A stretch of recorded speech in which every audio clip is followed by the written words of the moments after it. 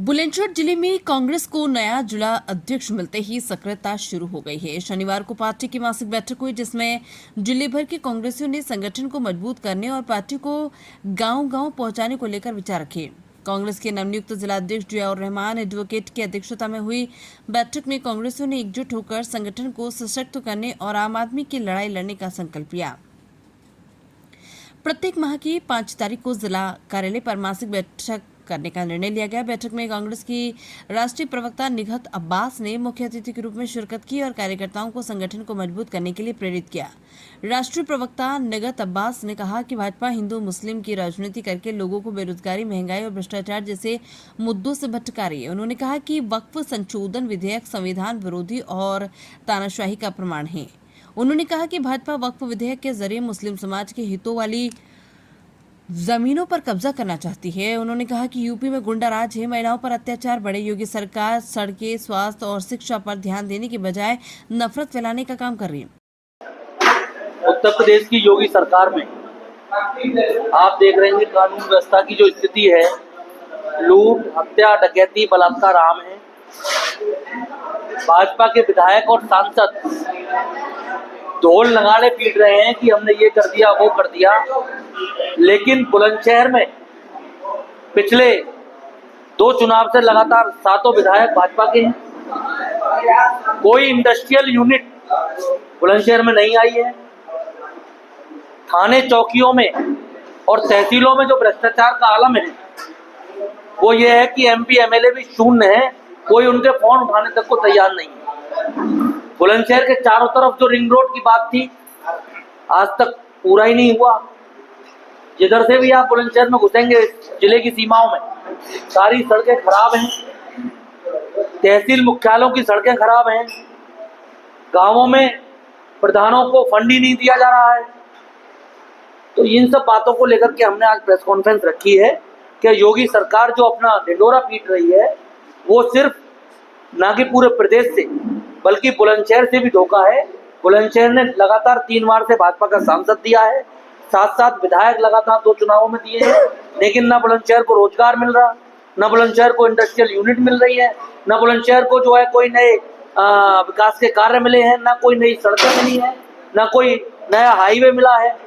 तो इन सब बातों पे हमने आज वार्ता की है और हम ये मानते हैं कि जो जितने भी विधायक हैं हमारे बुलंदशहर जिले के, वो सब लोगों के साथ धोखा कर रहे हैं।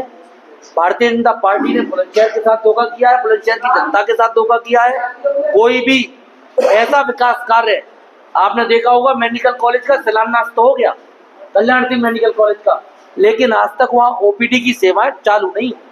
तो शिलान्यास फीता काटने तक है। योगी जी भी आए थे, मोदी जी भी आए थे, लेकिन लोगों को वोट लेने का माध्यम ये बना रहे हैं और धर्म जाति में पब्लिक को उलझा रहे हैं। ज्यादा जो बात है आज हमारे भाजपा के और आरएसएस के और योगी सरकार के विषय पर, वो हमारी राष्ट्रीय प्रवक्ता है निगहत अब्बास जी, वो आपके सामने रखेंगी।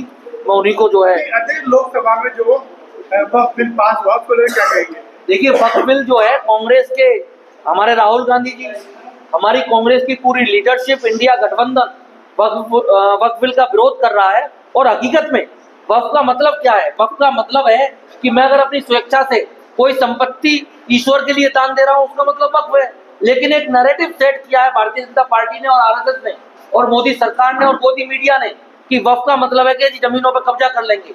क्या वक्फ बोर्ड किसी हिंदू भाई की जमीन पर कब्जा करने जा रहा है? क्या वक्फ बोर्ड किसी किसान की जमीन पर कब्जा करने जा रहा है? वक्फ बोर्ड के पास जो संपत्तियां हैं वो व्यक्ति ने अपनी स्वेच्छा से ईश्वर के लिए दान दी है। उन संपत्तियों का जो रखरखाव है वो वक्फ बोर्ड करता है। सरकार की जो मंशा है वो अंबानी और अडानी का जो घर है, अंबानी जी का मुंबई वाला, उसको बचाने की है। वक्फ की जो प्राइम लोकेशन की संपत्तियां हैं उनको कब्जाने की है।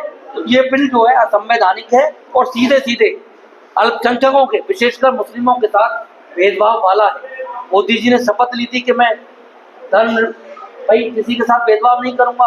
आप कह रहे हो कि सौगातें मोदी हम देंगे, लेकिन आप ये कौन सी सौगात दे रहे हो जी कि आप हमारे पर्सनल मामलों में भी, धार्मिक मामलों में भी दखल देने लगे।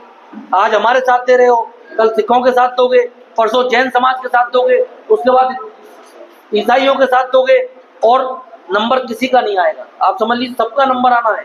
हिंदुओं के भी मामले में ये जो है दखल देंगे और उनकी संपत्तियों को भी ये छीनेंगे। तो वक्फ बिल का जो है हम खुलकर विरोध करते हैं। बिल असंवैधानिक है। हमारी लीडरशिप संसद से लेकर के और हम जिला मुख्यालय तक इसका विरोध कर रहे हैं और विरोध करते रहेंगे। उन्होंने कहा कि राहुल गांधी जी संविधान बचाने की लड़ाई लड़ रहे हैं और उनको मजबूत करना प्रत्येक कांग्रेसी और भारतवासी का दायित्व है। कांग्रेस जिलाध्यक्ष जियाउर रहमान एडवोकेट ने कहा कि जिला संगठन ब्लॉक और नगरों में मजबूत, सक्रिय और समर्पित कांग्रेसियों को जगह दी जाएगी। उन्होंने कहा कि कांग्रेस को न्याय पंचायत स्तर तक मजबूत करेंगे और आगामी 1 साल में 7 विधानसभाओं पर सक्रिय बूथ कमेटी का गठन करेंगे। गांधीवादी विचारधारा के लोगों को जोड़ेंगे और आम आदमी की लड़ाई को हर स्तर पर मजबूती से उठाएंगे। उन्होंने कहा कि अनुशासन सर्वोपरि है। गिले शिकवे व्यक्तिगत रूप से व्यक्त होना चाहिए। मुख्य प्रेस वार्ता हमने बुलंदशहर जिला में रखी है। इसका मुख्य कारण ये है कि जो भारतीय जनता पार्टी का लगातार ये 8 साल बेमिसाल का शगुफा इन लोगों ने छोड़ रखा है, जो लगातार ये भारतीय जनता पार्टी उत्तर प्रदेश के लोगों को गुमराह कर रही है, उसका पर्दाफाश करना। क्योंकि चाहे स्वास्थ्य व्यवस्था हो जो चरमरा रखी है, चाहे वो शिक्षा व्यवस्था हो जो खत्म हो गई है, जैसे कि आपको जियाउर जी ने बताया, यहाँ के नवनियुक्त जिला अध्यक्ष, जिस प्रकार इन्होंने बताया कि मेडिकल कॉलेज के यहाँ पर फीते तो कट जाते हैं पर आज तक कोई भी नियुक्ति नहीं होती। लोगों की सेवा के लिए कोई भी जनप्रतिनिधि ना आकर तैयार है। आप ही की लोकसभा है, आप ही के सांसद है, आप ही के 5 विधायक है, लेकिन लगातार आप लोग किस प्रकार यहाँ पर सिर्फ सौहार्द बिगाड़ने की कोशिश करें। पूरे उत्तर प्रदेश में, मैं क्यों कहूँ सिर्फ बुलंदशहर में, पूरे उत्तर प्रदेश में और पूरे देश भर में इसी प्रकार का माहौल है। मुद्दों से आप लोग भटका रहे हैं। यहाँ मुख्यमंत्री जो है, मैं योगी इसलिए नहीं कहूंगी क्योंकि योगी वाले उनके कोई काम नहीं, आदित्यनाथ जी ने लगातार यहाँ पर लोगों को बांटने की राजनीति करी है और जग जाहिर है, प्रत्यक्ष को प्रमाण के इतने बड़े बड़े पोस्टर बटेंगे तो कटेंगे के जो लगाए हैं काले काले। मुझे लगता है कि इन्हें आंकड़े लगाने चाहिए थे कि हमने इतने बच्चों को शिक्षा दी, इन्हें आंकड़े लगाने चाहिए थे कि इतनी महिलाएं सुरक्षित हुई, इन्हें आंकड़े लगाने चाहिए थे कि इतने स्कूल्स और कॉलेजेस हमने खोले, कितने एम्स इन्होंने आज खोले, कितने IIT कॉलेज इन्होंने खोले। आप ही के शहर में मुझे बताइए, आप ही के जिला में बताइए, बड़ी बड़ी डींगे हाँकते हैं।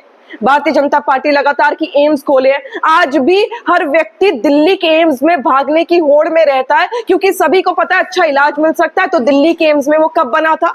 वो कांग्रेस पार्टी की सरकार में बना था। तो लगातार मुद्दों से भटकाकर, हिंदू मुसलमान कर कर, अल्पसंख्यकों पर प्रहार कर कर, और ये बात सिर्फ मुसलमानों तक सीमित नहीं रहेगी, ये ईसाई, जैन, जो पारसी, बौद्ध सब पर आएगी और शुरुआत हो चुकी है। चंडीगढ़ में इन्होंने गुड फ्राइडे, जो हमारे ईसाई भाई बहन हैं उनके लिए बहुत ही पवित्र दिन माना जाता है, उसको एक वर्किंग डे घोषित कर दिया है। तो ये प्रहार लगातार अल्पसंख्यक पर करेंगे। ये काटने की जो राजनीति हो रही है उसका पर्दाफाश करने की जरूरत है। जमीनी स्तर पर जो लोगों की परेशानियां हैं, जो रेप कैपिटल उत्तर प्रदेश आज बन चुका है, बेरोजगारी का दर बढ़ता ही जा रहा है, उस पर चर्चा करनी चाहिए। कुंभ में हमारे कितने हिंदू भाई बहन जो गए थे, अपनी आस्था के विषय में गए थे लेकिन उनकी मौतें हो गई, कितनी लाशें इन्होंने कोविड से लेकर कुंभ में नदियों में बहाई हैं, उसका पर्दाफाश करने की जरूरत है। मुझे लगता है इन मुद्दों पर बहस होनी चाहिए और आप जैसे पत्रकार जो हमारे सामने बैठे हैं, मैं आप सभी से उम्मीद करती हूं कि अब वो समय आने वाला है कि जब हम भी टीवी डिबेट्स पर हिंदू मुसलमान ना करके रोजगार पर चर्चा करेंगे, शिक्षा पर चर्चा करेंगे, स्वास्थ्य व्यवस्था पर चर्चा करेंगे, महिला सुरक्षा पे चर्चा करेंगे, महिला के सम्मान पर चर्चा करेंगे, कितनी सरकारी नौकरियों के पद खाली हैं, कितने लोगों को पद देने चाहिए और नहीं मिल रहे हैं, उस पर चर्चा करेंगे। जो बच्चे पढ़ रहे हैं, रिजल्ट्स नहीं आ रहे हैं और बच्चे वेट कर रहे हैं नौकरी की, उस पर चर्चा करेंगे। पेपर लीक आदित्यनाथ की सरकार में लगातार हो रहा है, बच्चों का भविष्य बिगड़ रहा है, उस पर चर्चा करेंगे। किस प्रकार यहाँ छोटी छोटी मासूम बच्चियों का बलात्कार हो रहा है, उस पर चर्चा करेंगे। भारतीय जनता पार्टी किस प्रकार भ्रष्टाचारी बनती जा रही है, उस पर चर्चा करेंगे। मुझे लगता है यही आज जमीन का मुद्दा है और उसी को पर्दाफाश करने की जरूरत भी है। ईद के अगले दिन ही लोकसभा में वक्फ बिल पेश किया गया, इसको क्या कहेंगे? देखिए, एक ऐसा काला कानून और भारतीय जनता पार्टी ने अपने इतिहास में दिखा दिया, चाहे वो कृषि कानून हो, चाहे वो CAA हो, चाहे वो ट्रिपल तलाक का एक मैंने कहा जैसे शगुफा छोड़ना हो, और अब वक्फ। मैं ये जानना चाहती हूँ कि जब वक्फ की बात करते हैं और कहते हैं कि हम वक्फ पर एक नॉन मुसलमान को बोर्ड का मेंबर बनाएंगे, हमारे तिरुपति बालाजी, श्री राम जन्मभूमि और भी हिंदू एंडोमेंट जो बोर्ड्स हैं, जितने रिलीजियस इंस्टीट्यूशंस हिंदुओं के, हमारे हिंदू भाई बहनों के बोर्ड्स हैं, उस पे जब भारतीय जनता पार्टी लगातार एक बात को स्पेसिफाई कर देती है कि यहाँ पर नॉन मुस्लिम होंगे, यानी नॉन हिंदू तो कोई होगा ही नहीं, सिर्फ हिंदू बोर्ड मेंबर्स होंगे, क्योंकि हिंदू हमारे धर्म को सिर्फ हिंदू भाई बहन समझेंगे, तो आप क्यों वक्फ पे जबरदस्ती अपनी टांग अड़ाकर कह रहे हैं कि नहीं नहीं यहाँ पर मुसलमान नहीं होगा। एक तरफ आप कह रहे हैं कि मुसलमान को सशक्त कर रहे हैं, दूसरी तरफ आप ये दिखा रहे हैं कि नहीं, मुसलमान तो इस लायक ही नहीं है कि अपना भी रिलीजियस इंस्टीट्यूशन संभाल पाए, इसलिए हम तो हिंदुओं को बिठा देंगे। अरे मेरा धर्म मैं समझती हूँ, आपका धर्म आप समझते हैं, किसी और को आप हिंदू भाई बहनों को हिंदू एंडोमेंट एक्ट पर बिठाइए, कोई दिक्कत नहीं है। ये कह रहे हैं प्रावधान लाया है कि महिलाओं को हम बिठाएंगे, अरे वो तो 2013 में कांग्रेस पार्टी ने कह दिया था कि महिलाएं होना अनिवार्य है। तो ये शगुफे छोड़ रहे हैं, ये लगातार स्कॉलरशिप्स बच्चों की छीन रहे, क्योंकि आपने वक्फ की बात करी, ये कहते उत्थान कर रहे हैं। आप किसी भी प्रवक्ता से पूछ लो, इनके बड़े बड़े नेताओं से पूछ लो, इनके जो किरेन रिजिजू माइनॉरिटी के मंत्री हैं, उन्होंने भी कहा हम मुसलमानों के उत्थान के लिए कर रहे हैं। कैसा उत्थान? आप सरकार में आते हैं, pre matric post matric scholarship होती थी, कांग्रेस पार्टी ने दी थी 1 से 8वीं क्लास तक की बच्चियों के लिए और 11वीं के बाद बच्चों के लिए। जो स्कॉलरशिप्स थी, आप सरकार में आते हैं, मोदी सरकार में आते हैं और आप आते ही बच्चों से वो छीन लेते हैं। जो पीएचडी एमफिल की स्कॉलरशिप्स कांग्रेस पार्टी ने मुसलमानों को दी थी, वो आप सरकार में आते हैं, भारतीय जनता पार्टी वो भी छीन लेती है। स्किल डेवलपमेंट, वो स्कॉलरशिप भी भारतीय जनता पार्टी सरकार में आती है, छीन लेती है। पढ़ो प्रदेश, जब बच्चे बाहर जाकर पढ़ सकते, विदेश जाकर पढ़ सकते थे, वो स्कॉलरशिप मुसलमानों को कांग्रेस पार्टी देती थी, वो भी भारतीय जनता पार्टी ने छीन लिए। और ऐसा भी हुआ है कि सरकार में बच्चे पढ़ रहे थे, कांग्रेस पार्टी की सरकार में बच्चे पढ़ रहे थे स्कॉलरशिप्स के तहत, जैसे ही सत्ता पलट हुई, भारतीय जनता पार्टी ने बीच में वो स्कॉलरशिप छीन ली। तो बच्चों की स्कॉलरशिप्स के साथ साथ वो पढ़ाई बीच में रह गई। तो जब आप बच्चों की मुसलमान कम्युनिटी के उत्थान की बात करते हैं, एक तरफ से आप पढ़ाई छीन रहे हैं, दूसरी तरफ से आप वक्फ की जमीन छीन रहे हैं, तो आप करना क्या चाहते हैं? संबल में सीओ ने बयान दिया था जुमे को लेकर और 52 जुमे को लेकर, जो होली को लेकर बयान दिया था, उसमें कहीं ना मुख्यमंत्री जी ने उनकी सराहना की थी, उसके बारे में क्या कहेंगे? देखिए, हमेशा याद रखिएगा, जब जब भारत में आप रोजगार का मुद्दा उठाएंगे, आप शिक्षा का मुद्दा उठाएंगे, आप व्यवस्था का, जो यहाँ पर कानूनी व्यवस्था जो चरमरा रही है उसका मुद्दा उठाएंगे, तब तब ये आपको पाकिस्तानी घोषित कर देंगे, तब तब ये आपको आतंकवादी घोषित कर देंगे, तब तब ये आपको कहेंगे कि आप पाकिस्तान चले जाओ। होली का मौका था, यहाँ पर तो भाई बहन कहते हैं गले मिलते हैं, इन्होंने गले तो मिलने नहीं दिया हिंदू मुसलमानों को, लेकिन इस प्रकार की एक चिंगारी जरूर लगा दी कि आया उस बड़े 4 नेता हैं वो संसद में उपस्थित नहीं थे, जैसे कि जिनका नाम है शरद पवार है, शिबू सोरेन है, महुआ मांझी और एक टीएमसी के सांसद जी बाहर आवाज उठाते हैं, लेकिन वोटिंग के दौरान पानी। देखिए वो बिल्कुल जाहिर सी बात है, ये सोचने वाली बात है कि जब आप इंडिया ब्लॉक की बात कर रहे हैं तो कुछ ऐसे लोग हैं जो उस समय तो लोकसभा के चुनाव में तो साथ रहे, लेकिन जब बिल में जरूरत थी तब नहीं थे। मैं ये मानती हूँ ये जनता फैसला करेगी, ये जनता देख रही है कि कौन उनके साथ है और कौन सिर्फ वोट लेने के लिए उस समय आता है, तो ये जनता को फैसला कर देनी चाहिए। जैसे आपने ये बात देखी तो देश की जनता ने भी देखी कि कौन उस समय मुसलमान के हक के लिए, अधिकार के लिए, इक्वल राइट के लिए खड़ा था। ये वायलेशन ऑफ आर्टिकल्स है, मैं नहीं कह रही कि सिर्फ मुसलमान के लिए गलत है, ये एक वायलेशन ऑफ ह्यूमन राइट है, चाहे आर्टिकल 14 हो, चाहे 15 हो, चाहे 25 हो, चाहे आर्टिकल 30 हो, बहुत अलग अलग लेवल पर ये वायलेशन है। अगर आप आज हमारे साथ नहीं खड़े, मुझे लगता है आने वाले समय में आप वोट मांगने के लिए भी हमारे साथ नहीं खड़े होंगे, तो अच्छी बात है, जनता आपको भी पहचानेगी, हमें भी पहचानेगी, और सत्ता में जो बैठा उनका चेहरा तो आज जनता के सामने है। सुमन रामजी लाल सुमन जो आगरा से राज्यसभा सांसद है, उन्होंने राणा सांगा को लेकर एक विवादित बयान दिया, उस पर आप क्या कहेंगे? मैं उस पर क्यों कहूंगी, ना वो मेरी पार्टी से आते हैं, ना मेरा उनसे कोई लेना देना। मैं कांग्रेस पार्टी की हूँ ना, मैं समाजवादी पार्टी की तो हूँ नहीं। राणा सांगा तो किसी पार्टी से नहीं, तो मैं उनके बिहाफ पर मैं सवाल का जवाब नहीं दूंगी ना। जो उनका व्यक्तिगत विचार है अच्छी बात है, मैं उनके विचार से इत्तेफाक नहीं रखती। आप क्या मानती हैं? मैंने कहा मैं उनके विचार से इत्तेफाक नहीं रखती। मैंने दौरान सोनिया गांधी, राहुल गांधी और प्रियंका गांधी तीनों में से किसी ने भी चर्चा में भाग नहीं लिया, तो एक लाइन तक नहीं बोली, इसके पीछे क्या कारण है? लगातार कांग्रेस पार्टी वक्फ बिल के विरोध में खड़ी हुई है। लगातार उन्होंने इस बात को स्पष्ट रूप से बताया है कि हम इस बिल का विरोध करते हैं, चाहे इमरान प्रतापगढ़ी हो, चाहे उनका बताना हो, चाहे उनका चर्चा करना हो बिल पे। और जरूरत क्या है कि आप मुझे बताएं कि अलग से एक चर्चा करने की जरूरत है? कांग्रेस पार्टी 3 नेताओं से, 4 नेताओं से नहीं, पूरी पार्टी है ना। हमारे यहाँ वो नहीं कि पीएम बोलेंगे तभी माना जाएगा। राहुल गांधी जी ने, प्रियंका गांधी जी ने, सोनिया गांधी जी ने इमरान भाई को आज वो काम दिया है करने के लिए, या और अन्य सांसदों को दिया है, तो मुझे लगता है हमें इसको समझकर चलना चाहिए कि पूरी पार्टी एक साथ चल रही है ना। अलग अलग नेता ऑलरेडी इस पर बात कर रहे हैं और पूरी पार्टी अपना एक स्टांस क्लियर कर चुकी है। चाहे राहुल जी हो, आप कह रहे सदन में चर्चा नहीं करी, वो उसके बिल की वोटिंग के समय भी वहां थे आधी रात को। हम सब जग जाहिर है, मुझे बताने की जरूरत नहीं है कि कितनी वरिष्ठ है सोनिया जी। उनकी उम्र बहुत ज्यादा है, स्वास्थ्य भी उनका बहुत ज्यादा अच्छा कभी कभार नहीं रहता, उसके बावजूद वो आधी रात्रि में वहां पर अपना मत देने के लिए थी। मुझे लगता है यही अपने आप में एक प्रत्यक्ष को प्रमाण किया वाली बात है कि वो दिख रहा है ना कि वो उसके खिलाफ खड़ी हैं। मेरा सवाल ये है, मैंने जो 3 नाम गिनाए वो पार्टी का बड़ा चेहरा माने जाते हैं, मुख्य चेहरा। बिल्कुल। क्या उन्हें फ्रंट लाइन पर आके अपनी बात नहीं रखनी चाहिए? तो फ्रंट लाइन पे लगातार, चाहे ट्विटर हो, चाहे बाइट देना हो, चाहे सभाओं में बात करना हो, वो लगातार बोल रहे हैं। आपको क्यों लगता है कि सिर्फ सदन में ही बोलने की जरूरत है? मुझे लगता है पूरे देश में बोलने की जरूरत है, और वो हर जगह इस बात को रख रहे हैं कि हम इस बिल का विरोध करते हैं, और वो मुझे लगता है कि बहुत है। भाजपा के केंद्रीय गृह राज्य मंत्री हैं नित्यानंद राय, उन्होंने एक बयान दिया है कि विपक्ष को विकास नहीं दिख रहा है, अपनी आंखों का इलाज कर। कौन से विकास की बात कर रहे हैं? मैं तो पूछ रही हूँ। उत्तर प्रदेश आज बेरोजगारी का दर इतना बढ़ गया है, पहली बार हुआ है 40 वर्षों में। सिर्फ उत्तर प्रदेश की बात क्यों करें, पूरे देश की बात करते हैं। बेरोजगारी का दर 12% हो गया है। ये पहली बार हुआ है, भारतीय जनता पार्टी की सरकार में हुआ है 40 सालों में।